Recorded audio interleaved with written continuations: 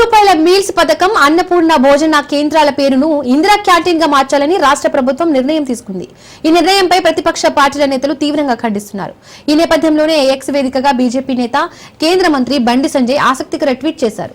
తెలంగాణ కాంగ్రెస్ మార్పుకు హామీ ఇచ్చిందని, కానీ 18 నెలల్లో అది చేసింది కేవలం పేరు మార్పు మాత్రమే అని విమర్శించారు. విశ్వవిద్యాలయాల పేర్లు మార్చింది, ఆసుపత్రులు, నీటిపారుదల ప్రాజెక్టులు, అవార్డుల పేర్లు, ఫ్లైఓవర్ల పేర్లు, గృహ నిర్మాణ పథకం పేరు, వ్యవసాయ రుణ ప్రోత్సాహాల పేరు, హరితహారం కార్యక్రమం పేరు, విభాగాల పేర్లు, అధికారిక నివాసం పేరు, తెలంగాణ తల్లి మారింది అని పేర్కొన్నారు. ప్రస్తుతం వారు సిగ్గు లేకుండా 5 భోజన పథకాన్ని దైవిక దాత అన్నపూర్ణ దేవత నుండి ఇందిరాగాంధీగా మార్చారని పేర్కొన్నారు. ఇది పాలన కాదు, ఇది హిందూ విశ్వాసాలకు అవమానమని ఆరోపించారు. కాగా గత బీఆర్ఎస్ ప్రభుత్వం హైదరాబాద్ మహానగరంలో పేదల ఆకలిని తీర్చేందుకు 5తో అన్నపూర్ణ భోజన పథకం పేరుతో స్కీమ్ తెచ్చింది. ఈ స్కీమ్ ను ఇందిరా క్యాంటీన్ గా పేరు మార్చుతూ greater Hyderabad municipal corporation standing committee నిర్ణయం తీసుకుంది.